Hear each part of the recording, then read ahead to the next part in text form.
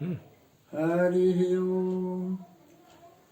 प्रज्ञा ज्योतिष संस्थान के दर्शकों को नववर्ष की शुभकामनाएं।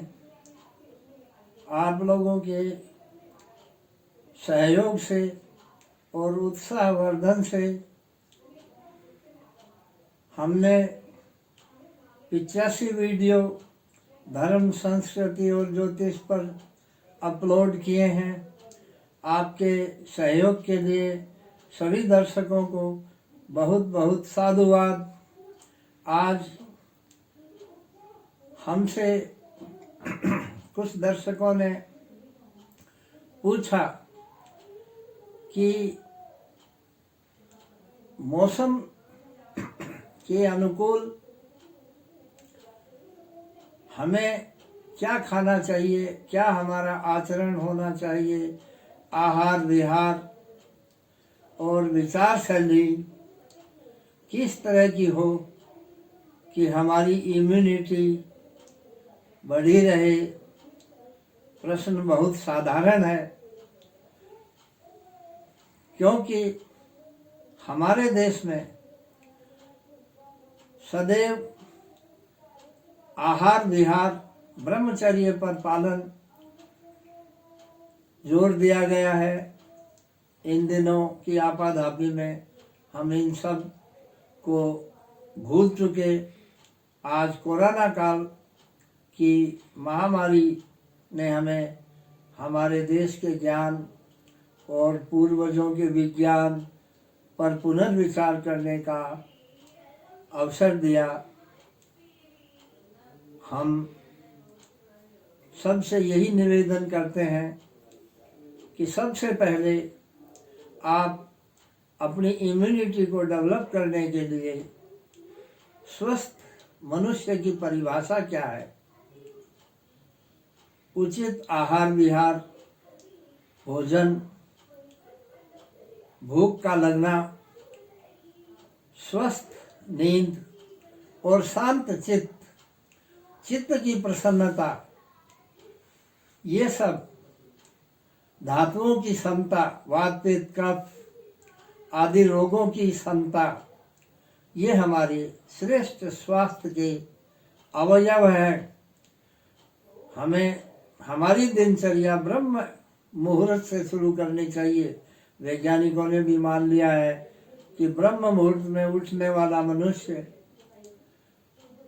मानसिक तौर पर बहुत स्वस्थ रहता है। उस समय सेरोटोनिन नामक एक अति आवश्यक तत्व मस्तिष्क से रिलीज होता है, जो हमारी चित्त की प्रसन्नता के लिए बहुत उपयोगी है। इसको अभी T5 के नाम से मार्केट में वैज्ञानिकों ने उपलब्ध कराया है, जो कि मुफ्त में हमें ब्रह्म मुहूर्त में उठकर अपनी दिनचर्या करने से स्वतः ही मिल जाता है। ब्रह्म मुहूर्त में उठकर दैनिक कार्यों से निवृत्त हो, सोच आदि से निवृत्त हो, हमको अपनी रुचि के अनुसार योगासन, स्नान ध्यान,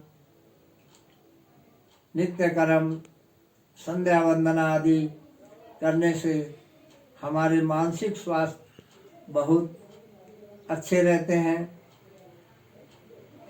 हमें आहार के साथ साथ राग द्वेष से भी बचना चाहिए, क्योंकि भोजन चाहे कितना ही पौष्टिक हो, यदि हम क्रोध में भोजन कर रहे हैं तो हमारा भोजन क्रोध ही खा जाएगा। हमारे यहाँ कहते हैं भोजन शांत चित्त से एकांत में करना चाहिए।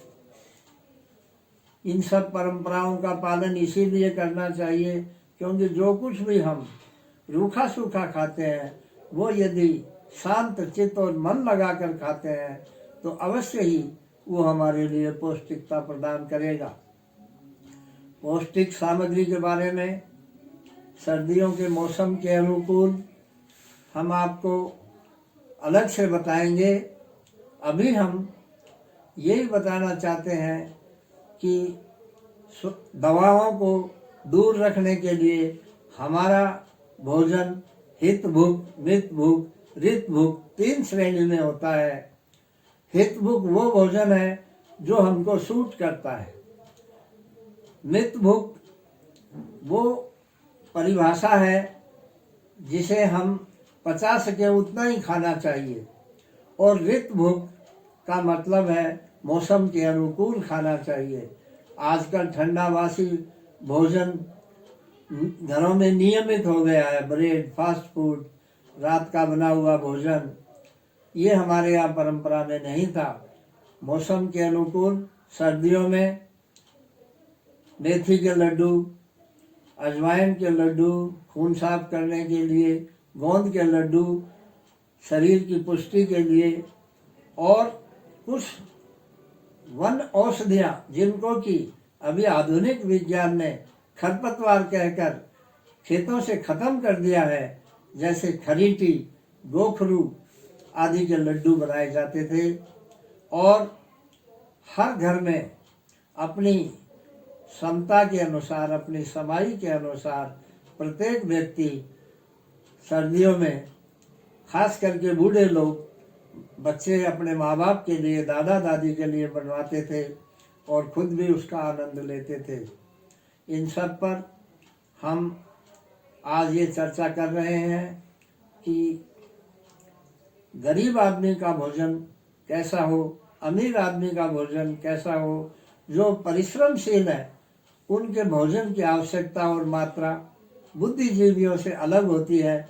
इन सब का विवेचन इसके आगे जो ऑडियो है उसमें आप सुनिए। हरि ओम तत्सत।